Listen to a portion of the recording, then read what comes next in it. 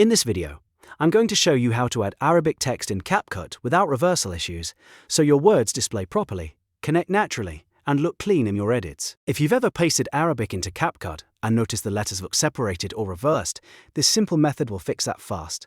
And if this tutorial helps, please hit the like button and subscribe for more easy software tutorials like this. Alright, let's get into it. First, open your browser and go to a free Arabic text converter tool.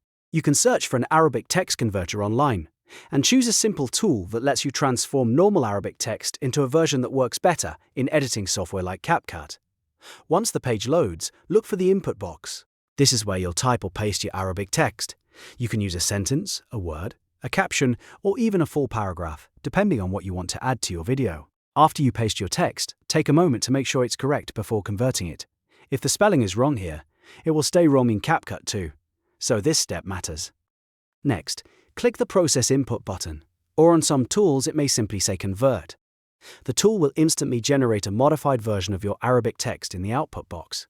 This converted text is the version you want to use inside CapCut because it helps the characters appear in the right order and connect properly instead of breaking apart. Now click Select Output if that option is available, then copy the converted text to your clipboard. If the tool doesn't have a Select Output button, just manually highlight the output and copy it. Once the text is copied, open CapCut on your desktop. From the main editing screen, go to the Text tab in the top left menu. This is where CapCut lets you add text elements to your project. Click to add a default text track to your timeline. If you already have a text layer on the timeline, you can also select that and edit it instead of making a new one. After that, click into CapCut's text box and paste the converted Arabic text you copied from the converter. This is the key step. Because the text was processed first, CapCut should now display the Arabic characters much more naturally, with the correct flow and less chance of reversal problems.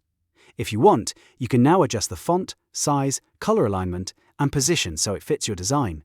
You can also place it over a video clip, a title card, or a lower third style layout depending on your project. If the text still looks slightly off, try a different Arabic-friendly font inside CapCut because some fonts handle connected Arabic script better than others. It's also a good idea to preview the text in the timeline before exporting, just to make sure everything looks exactly how you want it. This method is especially useful for creators making Arabic captions, social media videos, educational content, or bilingual edits where you need Arabic text to display cleanly and professionally.